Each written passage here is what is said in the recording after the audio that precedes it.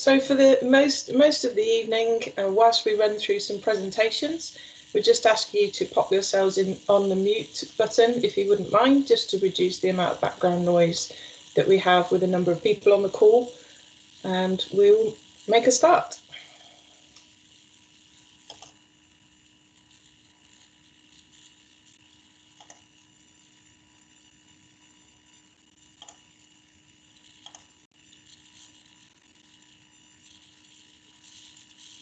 So Monday Natters, I know a number of you have already accessed a Monday Natters session, but if it is your first time, welcome, or if you've only caught a couple before, it's a series of free evening webinars on Monday nights that are discussion based. So the purpose is to look at a topic, share good practice, knowledge, ideas, inspiration, and also you can get to know each other across the country.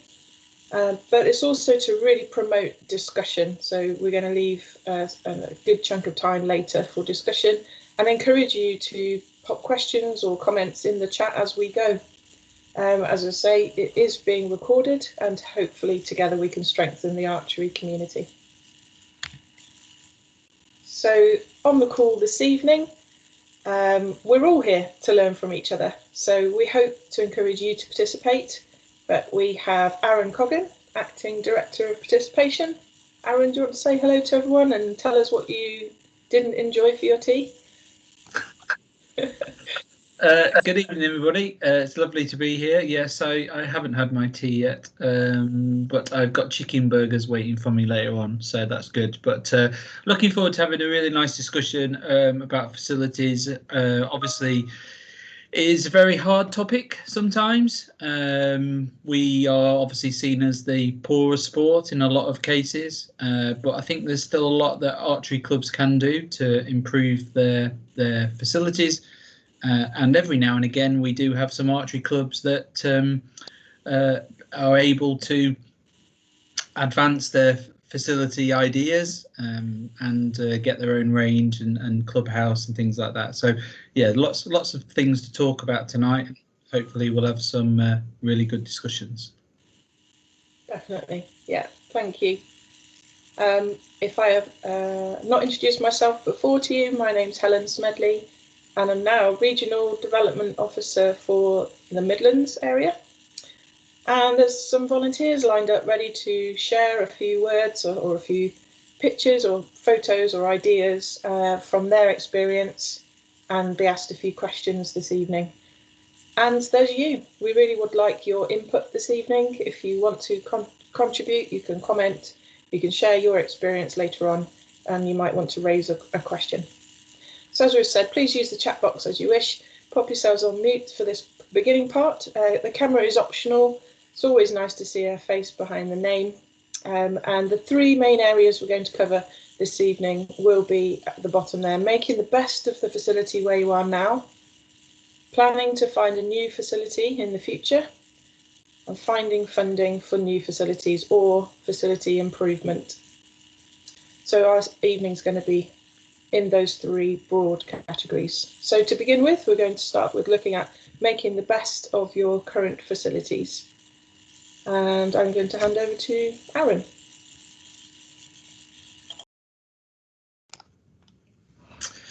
Thanks, Helen. So to start with, just going to run through a couple of slides, and then we've got a few guests, as Helen's mentioned, to come in as well. So the first thing we wanted to do was just ask, does your club have a plan? Does it know where it wants to go, how it potentially might get there, and that kind of then obviously will lead on to many other things as we talk about tonight. But when we talk about a plan, obviously we don't want to scare people off by saying, you know, you need a fully costed strategic document that's 58 pages long, etc. It might just be a 1-year action plan of where your club's trying to go, what it is trying to achieve. So we do want you to think about having a plan of action that everybody from your committee has looked at and bought into. And then when we get to things like funding or connections with other people in your community, you can share that plan with them as well. They have an understanding then of where you're going. If you don't have a plan of attack or action that and you want some further support, then obviously the team are able to do that. For those of you who have access to Learning Curve, there is a good group topic on Learning Curve that goes through development plans. So we encourage you to look on Learning Curve and work through the resources that are available to you there. And if you do have a plan, when is the last time you looked at it? Is it covered in dust? Does it need to be dusted off and refreshed and made more relevant to your current situation? I feel like Chris Whitty now. Next slide, please, Helen. So the next point is mapping out your connections. So there are lots and lots of people, organisations, people in positions of responsibility or power, for want of a better word, who can help you through your journey and help you deliver your plan of action. So the first one obviously would be your landlord. So what kind of relationship do you have with your landlord, and potentially the relationship that you have with anybody else that's on that piece of land that you use? For instance, if you shoot at a school venue, what is the relationship that you have with your school? Have you got any pupils from that school in your club?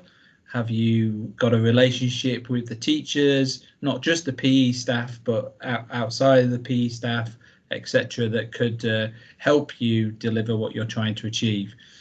And then if you start writing down all the different types of community groups that you've ever worked with before, businesses, and non-archery clubs, as in other sporting clubs in your area, who are all those types of connections that can help you achieve where you're going and know about you and can provide guidance for you.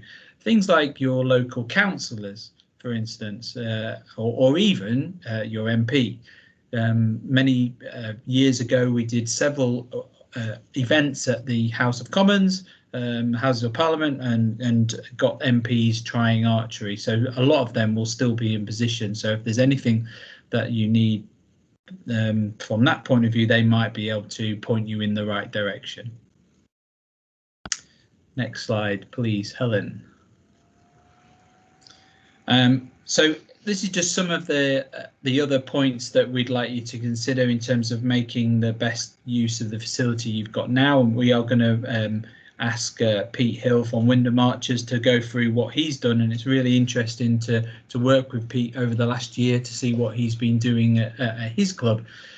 But have a look at your club and look at the structure that you've got at the moment. Have you got the right people in the right places? We've just talked about the connections that you could possibly make that might be able to help you move your club forward. And then look at the programming that you've got for your shooting sessions. Obviously at the moment, well, I say in the moment, in the next couple of weeks, fingers crossed, back out outdoors. But what is your shooting sessions and how are they arranged? How are they set up? Is it just a free-for-all and everyone just turns up as and when they are able to? Or have you got targeted sessions for different groups within your club? One of the biggest things that people mention to us when we talk about facilities is trying to get a 24/7 facility. Now, I often challenge that by saying, do you really need it? And we are going to talk about that later on in the session. But is there a way that you can set up your sessions that means that you don't necessarily need 24/7? If you have a 24/7 facility, then yes, your members can go down whenever they like, but does that mean you've got the opportunity to bring in a school club or a scouts or guides or anything like that, or set it, or bringing in a business that then would mean that your current membership is gets slightly annoyed at having to move and accommodate them? So perhaps maybe it's not 24/7, maybe it's 26 that you can work towards, that gives you that flexibility in order to position other people to come into the club and shoot. Now, obviously, that's only if you've got your own facility. In terms of building and developing the club, then, you know, if you're going to aim for a facility of your own or improvements in your facility, then that goes hand in hand with increasing the numbers in your club. You've got to make it sustainable. And again, we'll talk about that later on when we come to the funding section. But if you're going to create or want to create a bigger club with better facilities, then you need to be having a look at the number of members you've got in your club and how you can increase your club. If you're seeking funding, etc., again, we'll talk about that later on in the session, but if you're seeking funding, then the funders are going to want to know how you're going to get more people in your club and how you're going to grow the club and keep that investment in your facility, keep that grounded with the people that you're trying to welcome into the sport. So looking at volunteers, have you invested in your volunteers? Do you understand your community and their needs? Where do you get your beginners from? Lots of clubs, and I'm sure your clubs are maybe the same as well, lots of clubs don't necessarily have to promote too far to fill up their beginners courses, but are your beginners courses and your programming, is that the right setup for your club? Are your coaches looking at that and deciding how they can A, bring in more people and B, retain the people that you've got coming into the club as well? So that really does open up that where I started in terms of your development plan and your vision for the future. That's the bit that you need to have a look at first and get that properly set up, and then everybody driving in the right direction. And the final point is around gathering that data as well. So you will want to know who's in your club, how many members have you got. They're all paying the membership fees, which is great, but can you look at different data that your club members possibly will have? For instance, how far is your sphere of influence? How far do people come to your club? How far do they have to travel? Can you evidence that you have an impact over a much wider area to people like the council, for instance? My own club, which is a hockey club, we approached the council for some support to get our pitch relayed, and one of the things that we did was map where every member lived, so that the council understood that we were open to lots of people from across the borough, rather than just a small amount of people centred in and around the town.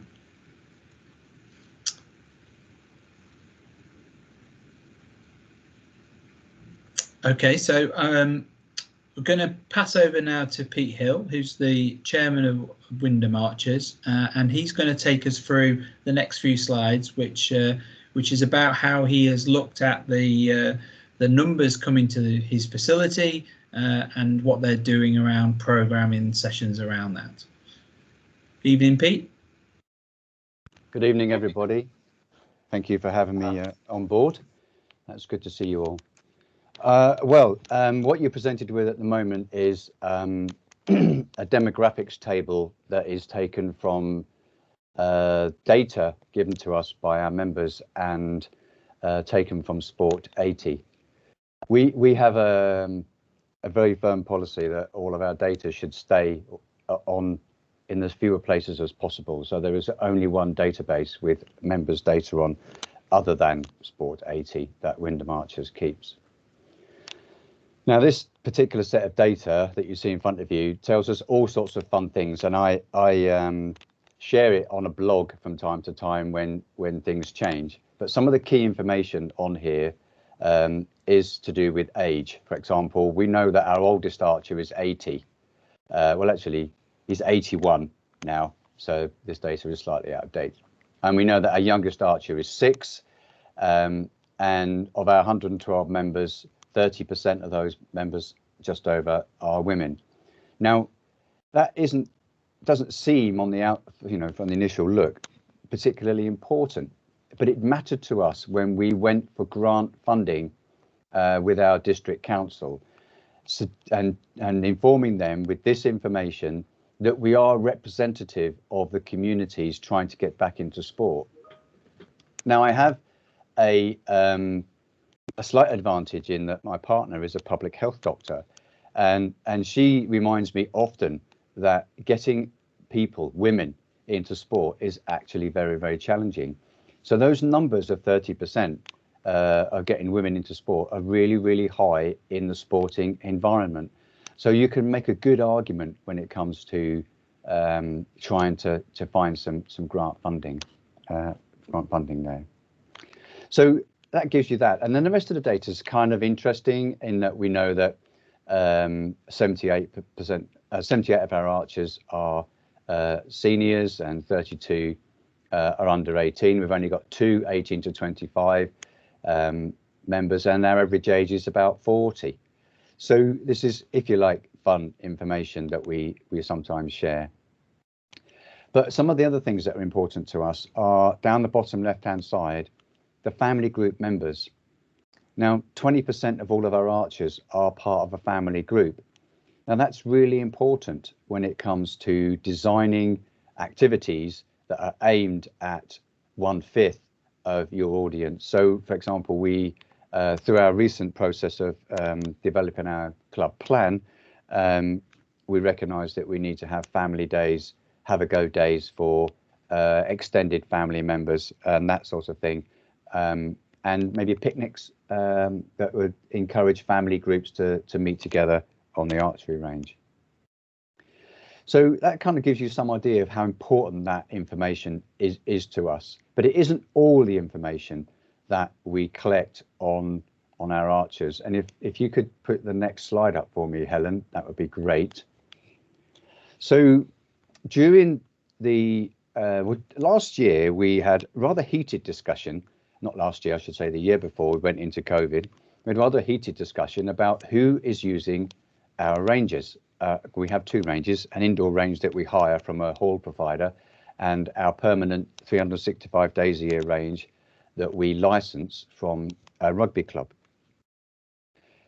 So the heated discussion started, well, nobody wants to know who's on the range. We can just rock up whenever we want. That's how we've arranged it. And then we went into COVID and we recognized that we needed to manage the numbers of people on the range to no more than any family group or single archer on any one of the 11 lanes that we managed to use during the summer. But what we discovered was that the range usage was only working out at about 15%. It went up to about 17.5% during the peak of the summer, and this figure of 15% was taken on the 14th of September, which shows the numbers. Now, you guys and girls might be using some ticketing system. We use TryBooking, and TryBooking enables us to pull off a comma separated value CSV file of the data, the users of the system, and we can just plot by time the people that are using the range. So you can see in the middle of the day, we have, if you can see that, my mouse, I'm not sure if you can, but 10 a.m. to 11:45 is our busiest time on the range, and we would never ever have guessed that if we were told at another time what's the most busiest time on your archery range. Now, what that tells us is the hardcore in our club, men and women of a certain age and a certain availability. So we had mums turning up that had dropped their kids off at school and wanted to do some archery between then and picking up the kids in the middle of the day. or later on, depends upon, the age of the child that they're with. One of our archers had to lie to her child, who was also a member of the club, to say that no, she didn't go to the archery range, and no, this isn't the second time I've been here today, and so forth. So we had some fun out of this as well, which we discovered. So that's the outdoors. So let's look at the indoors for a moment, which is the next slide, I think. Thanks, Helen. So let's look at the left-hand side first of all before we move on to the indoors. What you can see is after September the 14th, as the night started to draw in, the range became quieter and quieter and quieter. But still that period between roughly 10 o'clock, 9:35 and 11:30 in this case, was the most popular time of the day. All right. But of course, because it was colder and towards the end, this is actually the December, just before we went into lockdown. I can't remember the day now, but before we went into lockdown, I think it was just after Christmas, the range pretty much got closed. But still, you can see when we are available. Even though on Sundays at our range, the range is closed between 10 and 12 because rugby are playing near to it. So on the right hand side, you've got the indoor shooting. Now, the indoor shooting was interesting because we could only fit 7 or 8 bosses in the range on the indoors. It's a huge hall we do hire, which cripples us, incidentally, financially. But we could demonstrate that we still had 57% of the space available for archers in the 2 or 3 sessions that we held on each particular day. So this is helpful for us to be able to know what kind of resource we need in order to resolve particularly our indoor shooting solution. A couple to this now, we are putting together a club development plan, and we are looking very, very closely at whether we want to have 3 or 4 sessions of archery in a week, because we need to balance the usage against the cost, of course, which is really important for us. I haven't got more slides, Helen? I don't think I have I? Your mic's turned off.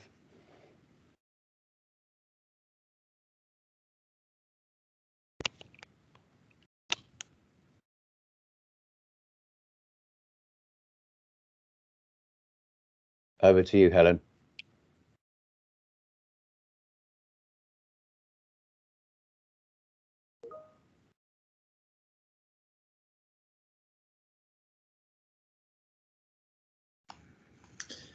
I think Helen's just suffering a little bit of technical issues there. But Pete, whilst we're waiting for Helen to try and resolve things, could you just recap then what you're going to do with that data? Where does that data then now lead the club?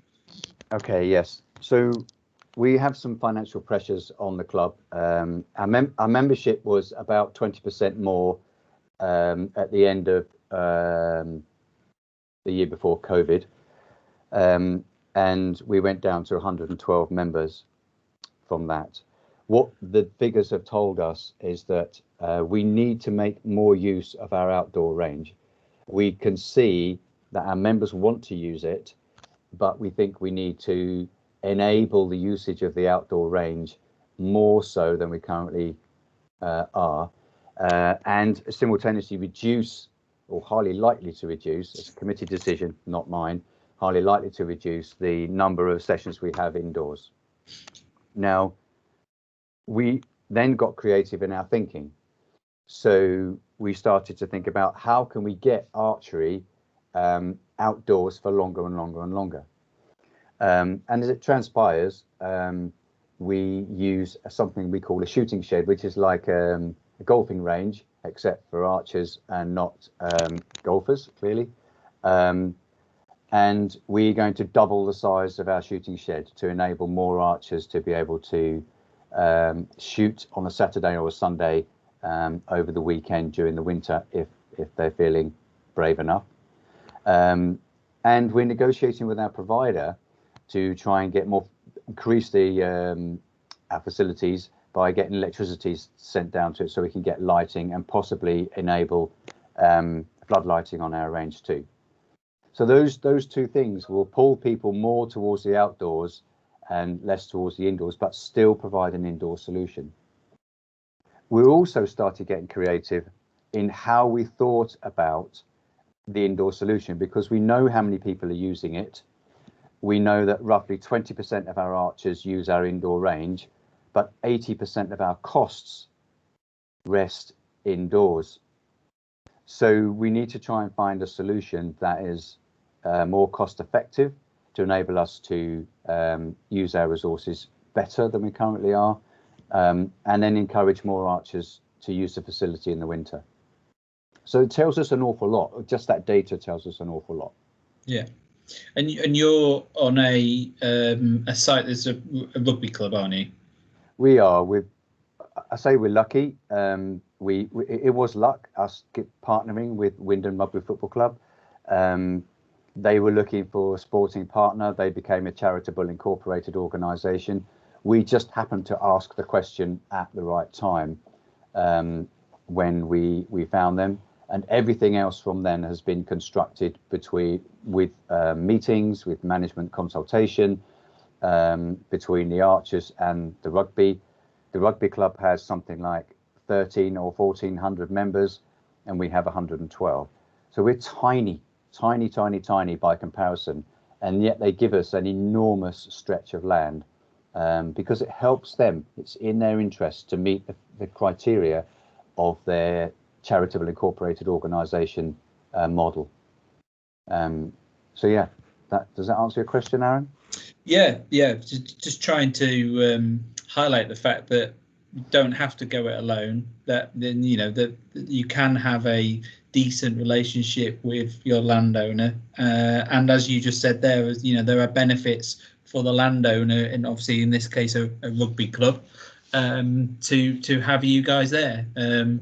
Unfortunately, that's not the same across the country. It's a mixed bag, but by having those close working relationships with the rugby club, you've obviously been able to push on, and as you say, looking at electricity and the rest. Can I also add in? It's not always been comfortable. Yeah. For example, the rugby club is clearly a business. It's a voluntary club. It's an amateur club, but it's clearly much more of a business than we are.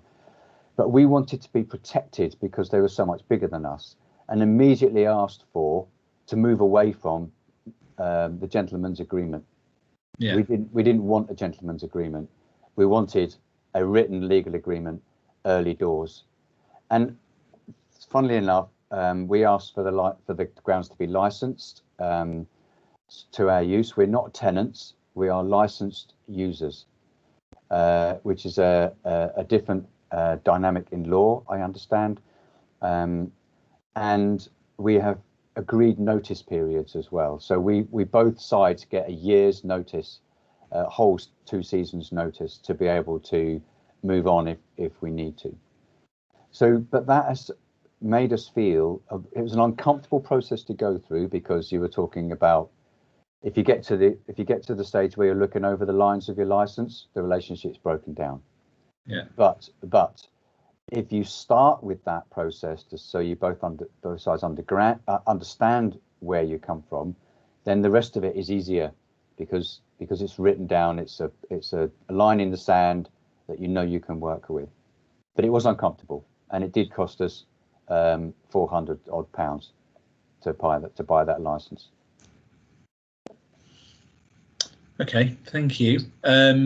Just a question about using your the graphs that we showed. Are they in Excel? Would you be willing to share them for others to be able to use? Of course, they're not in Excel, because we share the documents between the executive team of the committee, and we limit the people that have access to it. But we used Sheets, Google Sheets. Right. Yeah. And the reason we use that is because it's dynamic. There's no saving. If you create a change, it saves that change. When you come out of the document, it saves it in your combined area. and several people can work on a sheet or a document or a form all at the same time. Yeah. So yeah, so we use that, and yes, I'm happy to share the template and talk people through it, etc.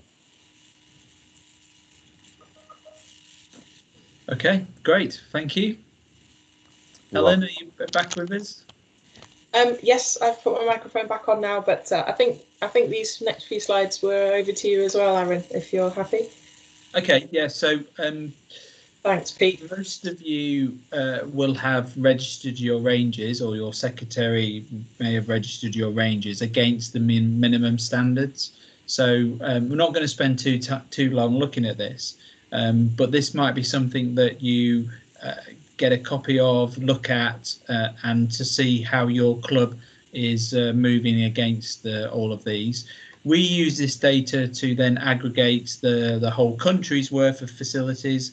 And then we hopefully then can use that when we're talking to the likes of Sport England, etc., to showcase to them the state of the nation for facilities and where potentially we might want some facility investment.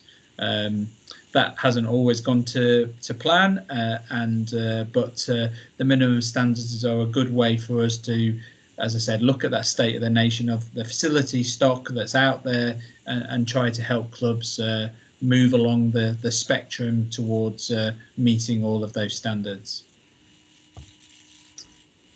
Next slide, Helen, please.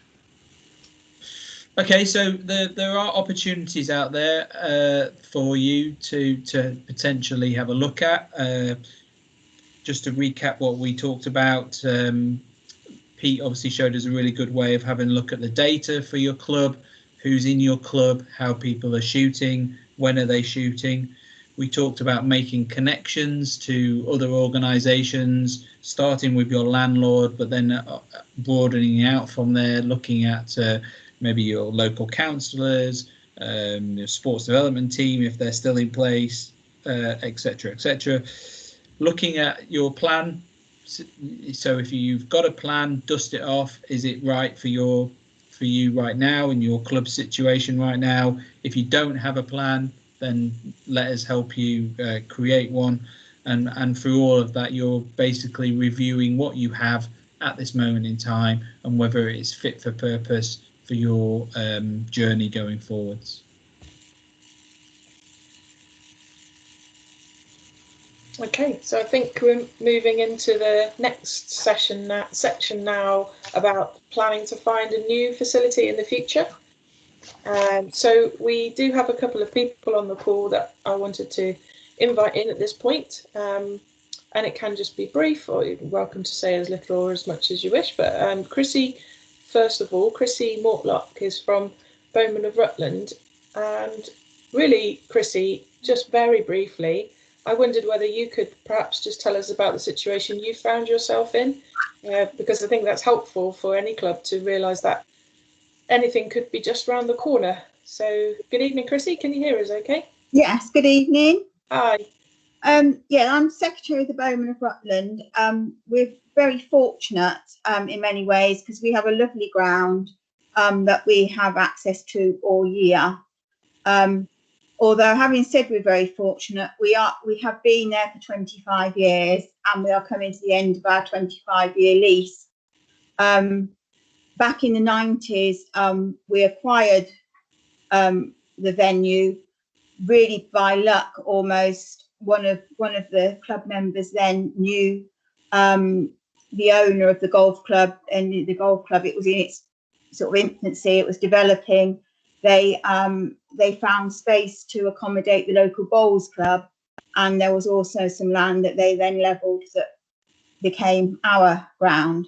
But we've been there very happily for 25 years. We have the option and have taken it to extend the lease for another 3 years. But after that, I think the way businesses are, I think our lease will be renewed on sort of quite a short period of time each time. There's no way, as they say, we're ever going to get a long lease like the initial one. So it is possible that in the future we will be looking for another ground. But interestingly, one of the comments I think Aaron said about venues being 24/7, we can use our ground all year, which is lovely. But some of our members do comment that in a way that is a disadvantage, because when we're shooting indoors and we're limited to a couple of evenings a week, there's much more of a club atmosphere. When we're sort of in the summer and all spread out, and we have quite a few people go down in the day because they're retired or just work shifts. So it sort of spreads out when people shoot. So trying to get that club atmosphere is quite hard.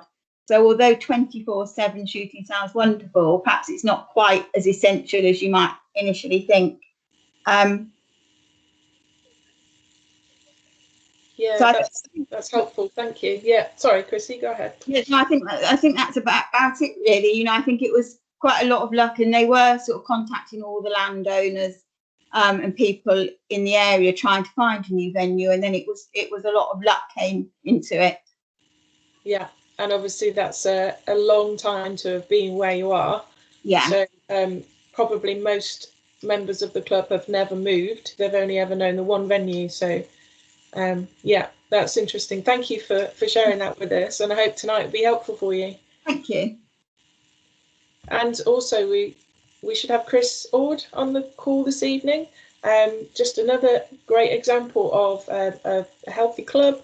But Chris, you've been through a different kind of process of moving to a venue that's quite unusual. So I wonder if, Chris, you'd like to join us and tell us a little bit about your story. Hi, Helen. Hi, everyone. Yes. So we started the club back in 2016 in April. We started in a recreation centre, which was privately owned at the time. And then about 6 months into us being shooting in there, the council actually bought the premises and everything started changing, and we had to give them like 8 months worth of notice of what days it is that we wanted it, and we had to pay 4 months in advance, and it just got ridiculous where it was confusing. So we started looking for our own premises. There was actually a derelict building that was from where I used to hang around when I was a child. Been derelict for about 7 years. So 200 and odd phone calls to the council of pestering them, saying we want it. It's got a nice outdoor space. It's got an indoor space. It's all enclosed. It's in the middle of like the areas that we want to be based out. And then they finally said, "Do you know what? Just take it." So we got a lease on that, but we kind of didn't look through the lease properly. Well, what we thought was we'd look through it properly, and we got a solicitor to look through it all, and they were like, yeah, it's fine.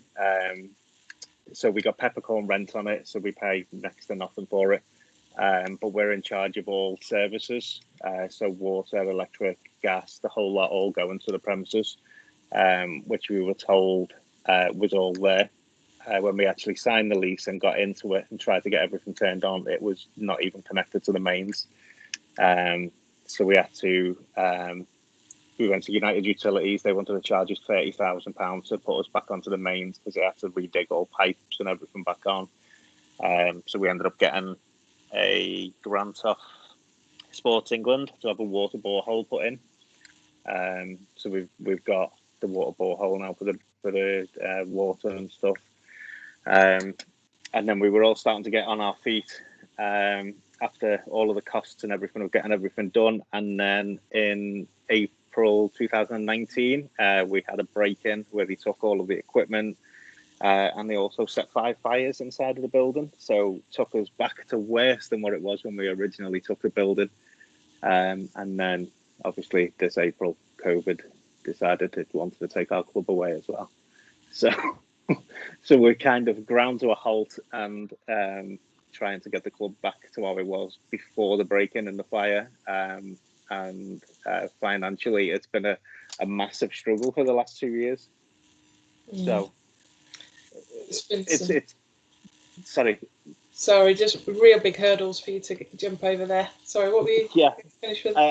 I was going to say the only saving grace is that we've got the outdoor space, so we've actually carried on running on the outdoors, and we said to everybody, if you want to come and shoot, you'll have to put your big boy pants on, no matter what the weather.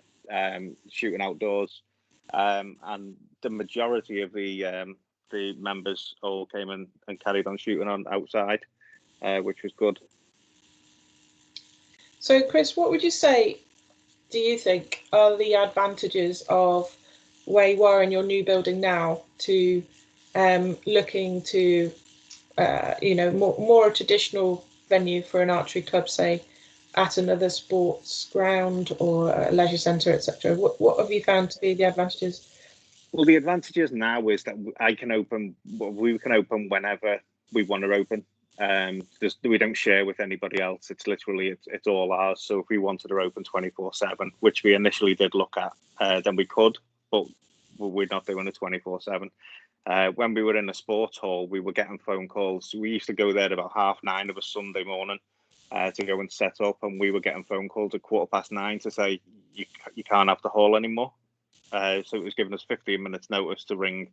I think back then we had about 80 members, and we had to ring them all individually and just say, the session's closed, which is not the best way in the world to run any kind of business or club or anything where you've literally given people an hour's notice to say, actually, you can't shoot this week.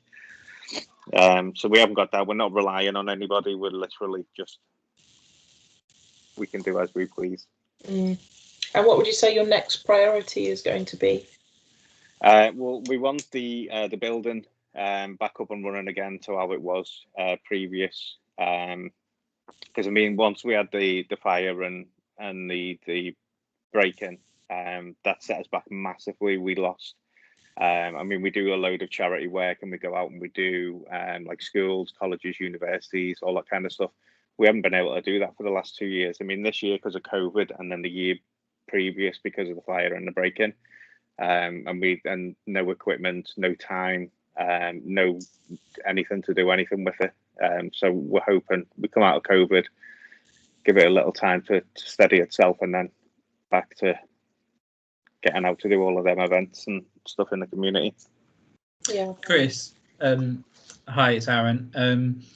Obviously, I had the opportunity to visit you shortly after the fire, and obviously it was devastating for you, for all that hard work that you put in and things like that. But the main thing that struck me when I was there visiting was the amount of people that you rallied around and were supporting you. And I know you've had your struggles, but the people that were there helping, taking stuff out of the building, cleaning, etc., that obviously probably that had to give you some comfort that you were trying to do the right thing and that you were going in the right direction. Did it? Yeah, I mean, in all honesty, right, when I got the phone call at 2:15 in the morning from the police and the fire brigade to say we need a key holder to come down here because the building's on fire. I got down there, seen the building, seen the state of it. They didn't allow me in until about 5:00 in the morning. And then I basically said to the fire captain, I'm going in whether you have to carry me out or whether you don't. I'm going in there. And at that point, I was ready to just go, do you know what? I'm stopping everything. And the longer I was there with the police, and I kept getting more and more people of the community coming up and going, oh my God, this is disgusting. Is there anything we can do to help you? I literally had probably the first month after the fire, I probably had easy over 1,000 different people coming in. I had electricians volunteering to do electrical work. I had a building firm that was 20 miles down the road that had heard it on the news. They sent us 10 skips to go and get rid of everything. So they were just backwards and forwards with the skips. The amount of help was absolutely amazing. And it was great because it meant I thought we were like an invisible club in the community.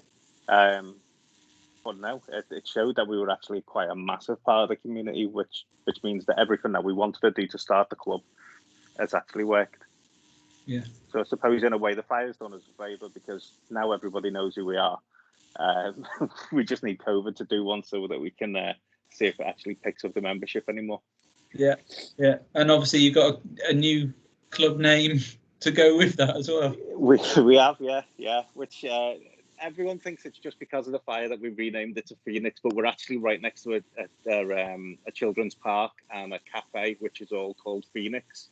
Yeah. So nobody could pronounce the Q-Jitsu when we had it or spell it, including most of you at Archery GB.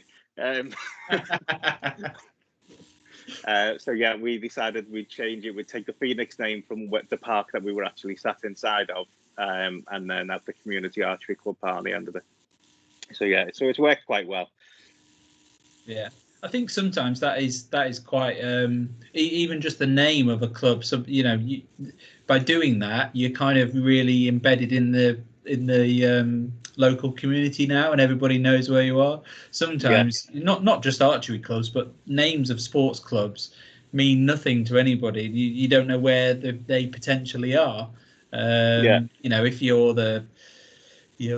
there's Mandy's here tonight. If you're Newark Castle Archers, for instance, you know where Newark Castle Archers are, but sometimes with with names of clubs that you don't necessarily know where they are. So yeah. Gregory's asked the question, Chris, what have you done to prevent future damage and thefts? They've got club CCTV on the field, which uses solar power as they don't have mains. We already had CCTV system in, which is how we've managed to catch all of the people, and I'm waiting court actually in 7 days, with 2 of them being sentenced. So we had CCTV footage already. So I've worked a lot with Cheshire Police anyway before the break-in, because we partner up with them. So I've had one of their teams come out, and they've given us this smart DNA stuff, which basically it's a little tiny dot that you put on stuff that you can't see. It's invisible to the naked eye, but it's got a DNA thing in it. I don't know how it works. I'll be honest. I have no idea how it works. But it basically means if they recover anything, they know that it belongs to us. Something to do with blue light and all this, that, and the other. We've got the CCTV back up and running. We've got a better, more reliable internet. And we've got an alarm system in there as well. And I've got 2 big Rottweilers. Right. I know there's another club that had a break-in, and they partnered up with their police, local police as well, and they got smart DNA stuff as well. So that might be something for other clubs to think about as well. And we've also, sorry, Alan, we also, off the back of all of the media coverage that we got when the club was broken into, one of the local security firms actually comes and does drive-bys and comes and does site inspections every day, and they don't charge us a single penny for it.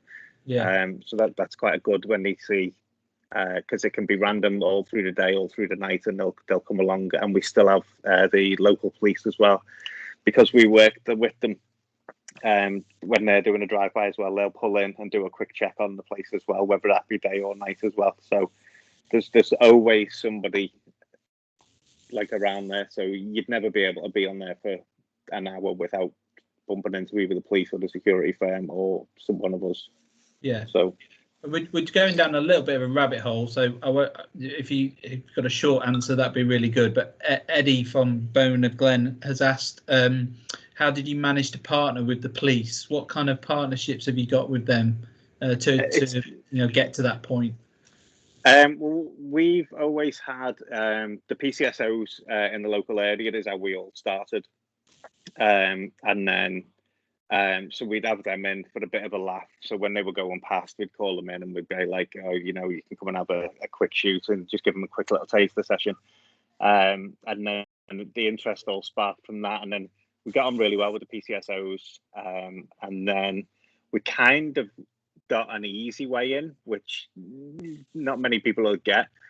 So the chief of Cheshire Police, it's not the chief. He's basically the bigwig who's in charge of all of the money for Cheshire Police. We didn't know at the time, but his little brother actually done a beginner's course. So we'd applied for a grant off Cheshire Police, and they turned us down. And his brother raged at him, and that got turned around. And then from then onwards, because I was saying about I wouldn't mind working along with youths,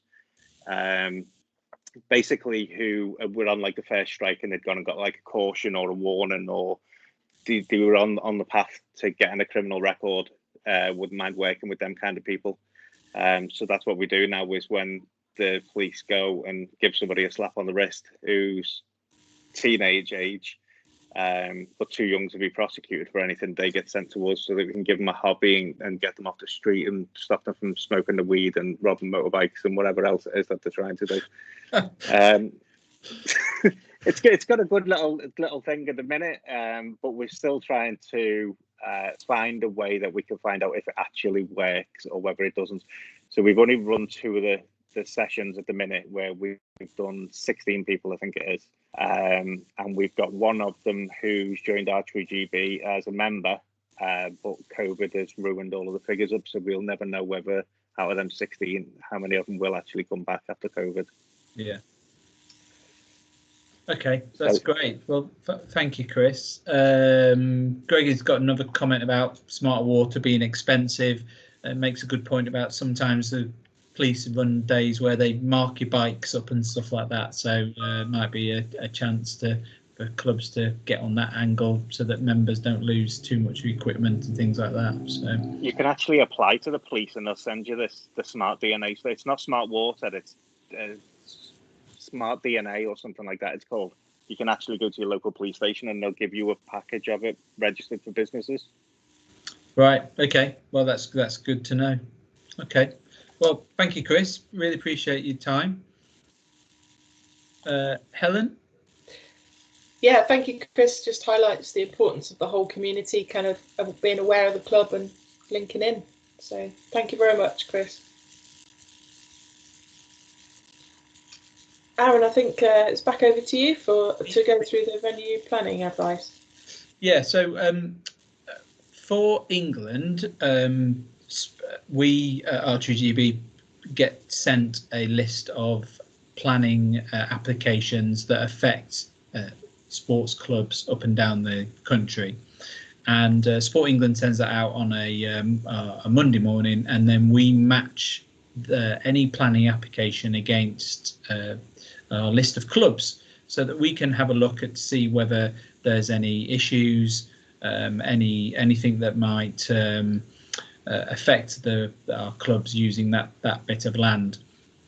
And it could be something as simple as a school changing a playing area into hard standing, or extending a classroom, or it might be a football field or a sporting field being sold for housing and things like that. So we have opportunities to flag them up. So if your club is going through a planning application, then we would always encourage you to drop us a line or get in touch and let us know, so that we can have advance warning of that, so that we can tell Sport England that we know what's happening and we're supportive of that. But we also have a couple of page document which we call our venue planning advice, and some of the questions on the screen go through that, and there's different links that are available through that document. So just basic questions, some of the stuff that we've gone through earlier in terms of security of tenure, ownership of the land, if you're looking for funding, etc., whether there are any restrictions or covenants on that piece of land that you're potentially looking at, and as we said earlier, planning to make sure that it meets your future needs, and whether you're taking into consideration all the potential costs associated with a program. So that facility, that document is available, and we'll make sure we send it out to you as part with the slides as well. And then just clarifying some of the other the things that we've talked about in terms of planning applications. Sport England's website and the Club Matters website has lots of information about planning applications and support for that. Do you need we talked about range registrations, but does your club, is that all up to date, and is that meets obviously the rules for shooting, meets the minimum standards, etc. How close are you to other clubs? Is there an opportunity to either work with a club in the local area, or is there any potential conflicts that you might need to think about, whether you're moving closer to another club, or how accessible is that potential new venue for your members or your existing one as well? So there's lots of great information in that document, and as I said, we'll attach that to the slides when we send it out. As I talked earlier, if you are looking at owning your facility, really want you to really consider everything that comes with owning a facility. Do you need 24/7? For instance, we've already obviously talked about that. Can you have 26 or leave some time available to be able to bring in different groups into your facility? But some of the questions on the screen right now talk about, if you get to a point where you do have your own facility, who's going to be responsible for opening up, closing up, how will maintenance happen? Obviously the energy costs may go up depending on the facility that you get, and as we heard from Chris earlier as well, obviously if there's an alarm, who's going to be called out, is it monitored, etc. So we really want you to think about your facility right now and how it can obviously put COVID aside, but how it obviously brings people together for those that real good benefit of just literally just bringing people together, and the social aspects of archery, which we all know are absolutely fantastic, and I know we're all crying out to get back to them. But how can as we heard from Pete in terms of the facility that they use with the rugby club, how can your facility be used in partnerships with other groups?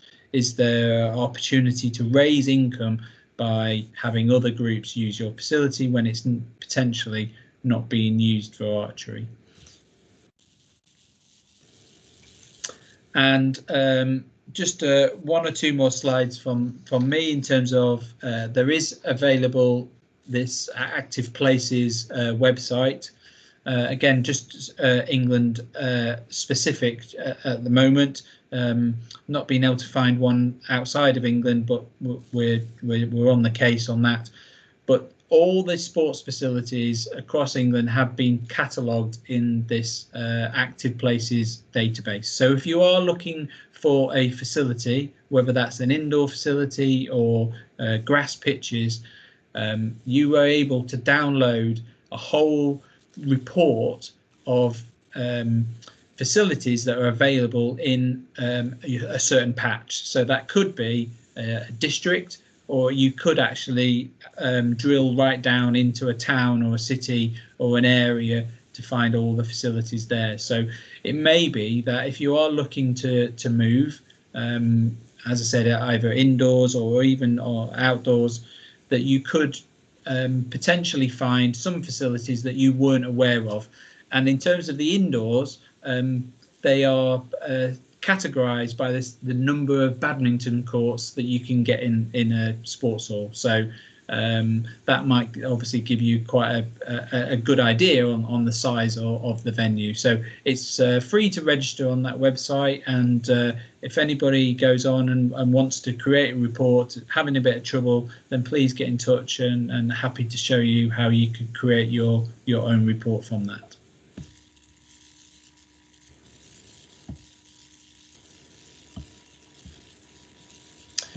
So just some final top tips, help and advice. So your sports council, whether that's England, Scotland, Wales, Northern Ireland, they do have information about facilities and planning. Your local planning officers at your local district or borough council should have a playing pitch strategy or a sports provision strategy. So in some cases, archery is mentioned in there, in a lot of cases, obviously not. But if that playing pitch strategy becomes available for a review, then there's an opportunity to make sure that archery is covered in that, and we are seeing archery mentioned in those playing pitch strategies more and more. Okay, Helen, what have we got? Oh, so there's a couple of more things there. So make sure that you obviously register your range. So if you are moving, make sure your range is registered before you shoot, and that's obviously through the Sport 80 membership platform, and there's more information on the website as well. But take the time to obviously talk with your members, gather that evidence and support that you need, and make those connections. Thanks, Aaron. And just on that point there that Aaron's just finished on, taking time to speak with your members, I just wanted to also bring in another guest this evening, Chris Noble, who I know has been through that process of speaking with the whole of the club and moving. So, Chris, if you're able to hear us, then feel free to come and share a little bit about your story. Hi, Chris. Welcome. Yes, hi, thank you. Yes, we South Leeds Archers. We're in Leeds, and we've rented a school for nearly 16 years, but the hourly cost was going up and up, and the only way to balance the budget was by running ever more beginners courses, but even that wasn't plugging the gap, so we had to sort of make a change. We were losing members because we were restricting the sessions to literally 2 sessions a week indoors and 2 sessions a week outdoors, which just wasn't enough for some serious archers. So we lost a lot of really good people. So we started looking for alternatives. But the first thing we did was to ask our members what they thought, because we had to spread the net a little bit wider. As a lot of clubs that are in cities will find, property is extremely expensive. Local playing fields taken up by football, which seems to dominate the sport. Certainly in Leeds, every playing field was dominated by football. We talked to the council about one plot of land which was huge. There was 4 football fields on there, but as soon as we mentioned bows and arrows, they ran for the hills. So it'd be interesting, Aaron, your experience of councils talking about archery. They seem to think it was a wildly dangerous thing to be doing in a field. That was our experience. So we started looking further afield, and really in the year prior to COVID, we gave our members some options. We had an AGM. We had a really well attended AGM. There was nearly 60 people there, and they voted unanimously to move to a mill type property several miles south of Leeds. So we moved into the Dewsbury Leeds area, and although it meant some of the members would be travelling a little bit further, unanimously they decided to go for it, because it does give us that option of 24/7 shooting, which we appreciate does cause some problems with that losing that club mentality. But we've never really had to test that, because literally as we were waiting for the paint to go dry last February, we had 3 weeks shooting before we were locked down. So we never really had the time to test it fully before we went into lockdown. When we reopened, we had a fantastic time. We ran 16 beginners courses, which is all down to the flexibility of having our own place where we could set the agenda based on what we needed. And we ran back-to-back courses on Saturday mornings, Saturday afternoons, Sunday mornings, Sunday afternoons. We were running 4 courses a week, which went really, really well. Unfortunately, we're back in lockdown again. But when we do reopen, we're actually moving to new outdoor premises as well. We've teamed up with a local football club. Took us a while to find somewhere. We'd gone through a couple of other options, but we finally found somebody with the right property in the right location. It's not without its faults, but I'm sure we can work with them. And we're looking forward to a new home there starting in March. Sorry. Thanks, Chris. It seems you've had to be really intentional about following lots of different avenues before either of those 2 options actually came up for you. It really took some time to find the right. Yeah, because we had the money in the bank, but we predicted the budget that the school wanted to charge over £49 an hour for the school rental, and that was for a field as well as for the hall. it was getting ridiculous. And this was a Leeds City Council directive. It seemed like all schools were in a cartel and charging a similar price. So moving to another school wasn't an option. It had to be outside of the school, and the land just isn't there. We were sat in around the dining room table with Google Maps open, just trying to find little plots of land and estimating their size, and then taking it in turns at contacting them. So it took a while, but I think we're there now. So hopefully we're looking forward to some years of stability. It's great. It's such an unusual venue, but sounds like a really good relationship with the landlord. And you the indoor venue has been fantastic. The landlord is brilliant. We've really struggled with heating. We started in February, so we never really tested that first winter. But actually, during lockdown, we've installed a full central heating system. We're actually on with that as we speak. So I'm looking forward to getting back there and it not be literally scratching ice off the windows. Great. Well, all the best when you get back in there. Thanks very much, Chris. Yeah. Chris, hi, Sarah. Just before you go, then, what's next then? What's where COVID aside? COVID aside, indoors, the flexibility for beginners courses. We want to reach out to local communities. We're in a new area, so we're going to look for that community specialism this year. And outdoors, it's a fantastic venue. It's a very large venue, much bigger than the fields we're using at the school. So we have already talked about running open competitions there. We've got a good partnership with the football club, and they've offered to do catering and things. There's a pavilion on site with indoor with a bar. So we're all just sort of thinking ahead to the benefits of being at this place. Wow, a good relationship with a football club. That's Well, I think they're sort of financially struggling, and I think they were sort of quite open-eyed when we knocked on their door. I think they were like, "Thank goodness, this could be a lifeline for us. As much as it's good for us, it could be good for them as well." Yeah.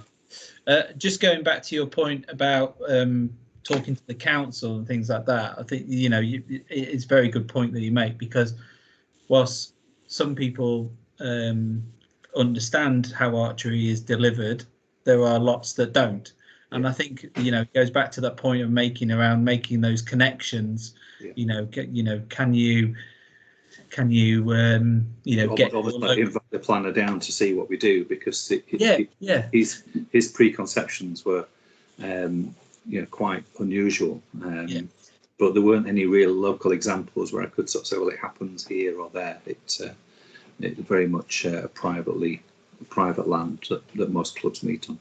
Yeah. So that's a really good point. It's like get those people, get those connectors down to your facility and get a bow and arrow in their hand and let them experience it, and they can understand it fully then. Yeah. Great work. Thanks, Chris. Thank you.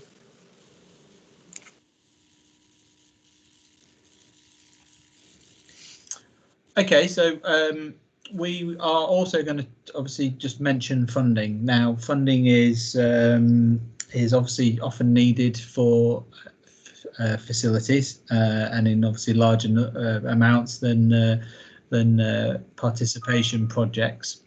And at the moment as well, COVID is obviously taking a lot of funds from everywhere to help us through the situation.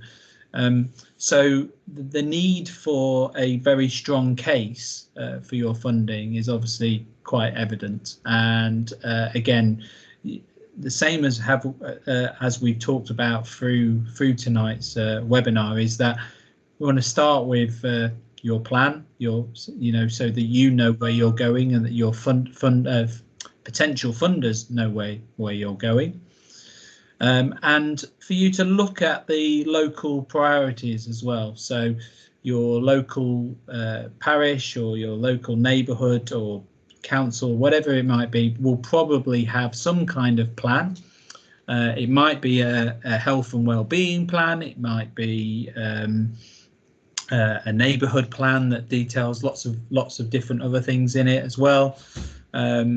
but you want to be able to showcase how you can meet or help them meet their objectives in their plans, as well as obviously meeting your own objectives in your plan as well. That goes with funding as well. So the funding partners that you may approach, like Sport England, Sport Wales, Sport Scotland, etc., will have their ideas on where they want to see the money go. And we'll showcase that in a second in terms of some of the changes right now. But we want to make sure that your application is suited to the criteria of the funding that you're looking for as well. Next slide, please, Helen. So I don't know if I don't think we've got anybody from Bowman of Huddersfield on tonight, but this is Bowman of Huddersfield former toilet. As you can see, it was a bucket and a shed, and they made a very convincing case for Sport England funding to upgrade their facilities. So in terms of writing a funding application, I've been a bit flippant here, and I've asked, which is better. This is the one on the right is what Bowman of Huddersfield actually wrote in the speech marks, but the one on the left is I've seen some funding applications this short, or statements in a funding application this short. Yeah, our club needs a toilet, and 50 members, and we need more time to shoot. That's okay. It describes what you're trying to do. But the statements on the right obviously go into a little bit more detail in terms of needing proper facilities that help greater participation, etc. So just wanted to highlight the fact that sometimes you need to really explore why you need that facility funding.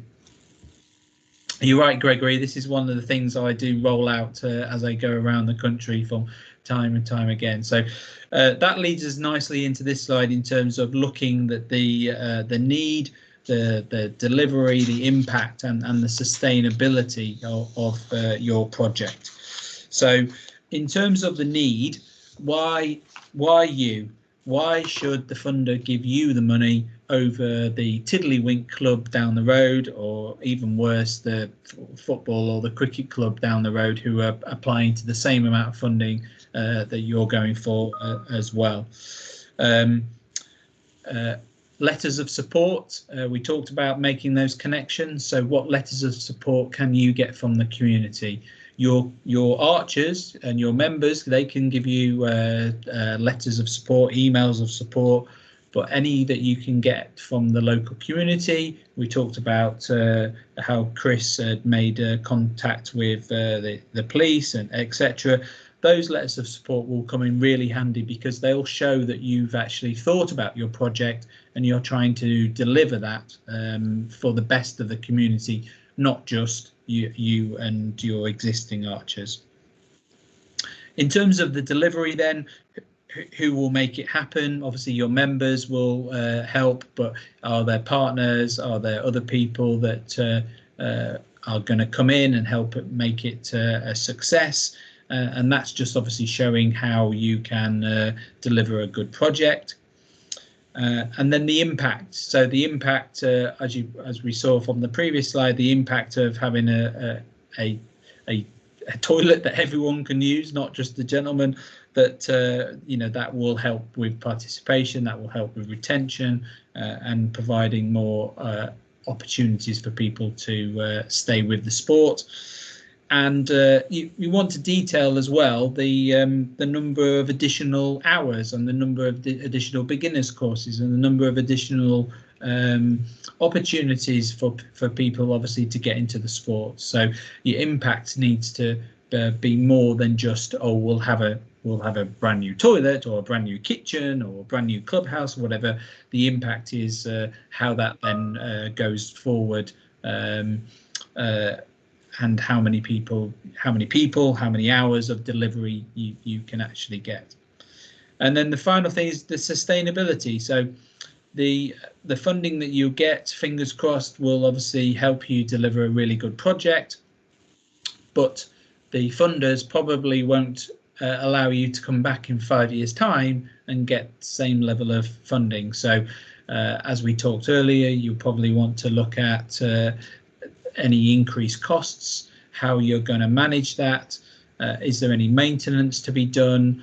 How are you, in 3 weeks' time, then 3 years' time, then will there be some painting to be done, etc. So those costs will have to be built into your budgets. And it may be, in some cases, it may be that you'll have to increase your club fees to your members in order to pay for that, or you might be able to increase the number of beginners courses. Again, Chris from South Leeds mentioned that, being able to run more beginners courses because they have a sustainable facility to do that from. And I mentioned earlier that the funding is being skewed towards COVID at the moment, and just to give you an example of Sport England funding, they do have a community asset fund.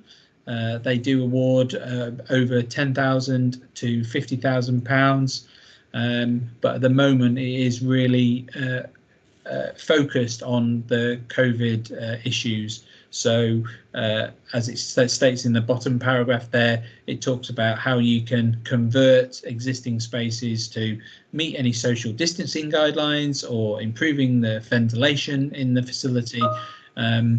What they're not doing at the moment is providing funding for just replacing a clubhouse, for instance, or anything like that. It has to have some kind of COVID angle at the moment, and obviously we might see this for some time. This might affect us adversely as we're trying to get clubs to look at their facilities and make improvements. But if you know the criteria, you can obviously then tailor your application accordingly. And if anybody is going for funding or looking at funding, then again, get in contact with Helen, myself, or the rest of the team, and we'll be able to help. Thanks, Aaron. That's great. And just before we move into a more open time of discussion, I also want to invite another guest to share with us. Simon de Kretzer from Guildford Archers is also on the call this evening. Good evening, Simon. Good evening. And Simon's kindly sent me some of the photos that will just help us visualise the change that you've been through in terms of getting funding for facility improvement. That's the angle that we're coming at these next few slides from, and it will be quite a rapid journey through the slides, if that's okay, Simon. Yeah, that's fine. So people can pick up questions to you later when we go into the next section, which is all about discussion and questions. Sure. Thank you. Thanks very much. Okay, so I'll sort of try and be as sort of briefly, because I think a lot of the things that I would have mentioned have already been sort of covered off by various people this evening.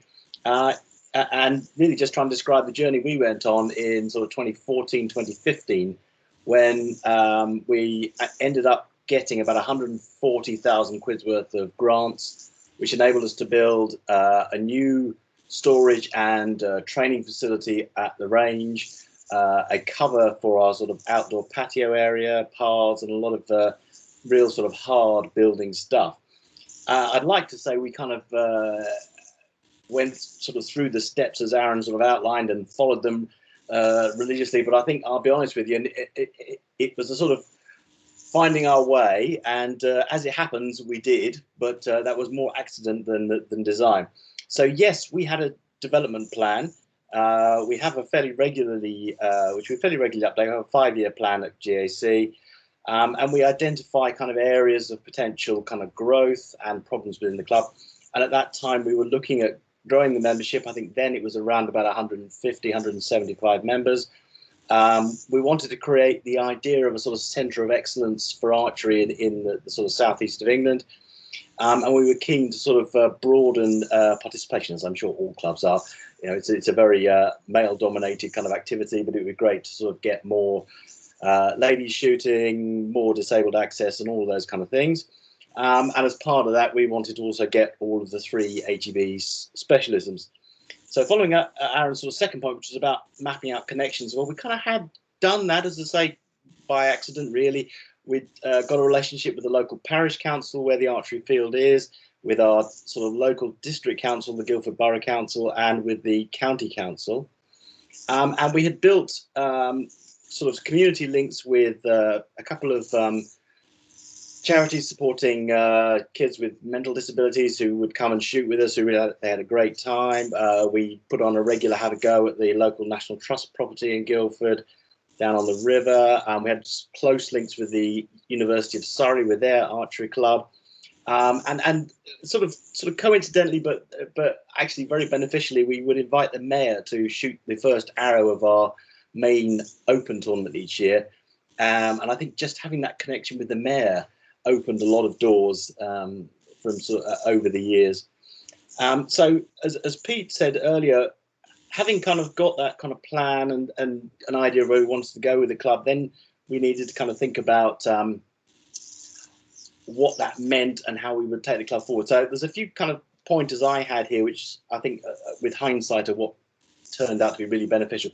One is that you have that development plan, and perhaps almost as importantly, you have a united committee. And I know that's really difficult sometimes, but having a group of people who have a shared common purpose, who share the same kind of beliefs and objectives, is such a great first step. So get everyone on board on the committee, decide what you need to meet that plan, and I'll be honest with you, think large. I mean, we happen to have someone with us who had some experience of getting this kind of money, and it is very tempting, I know, to think, oh well, we'll just get a little kind of maybe just a small shed or a little bit of extra kind of facility somewhere, but actually just think big. There is a lot of money out there, and people want to give it to you, and in a way, thinking big opens more doors than thinking small. So you know, do have big plans, and then cost those plans as thoroughly as you can. We really worked out in some detail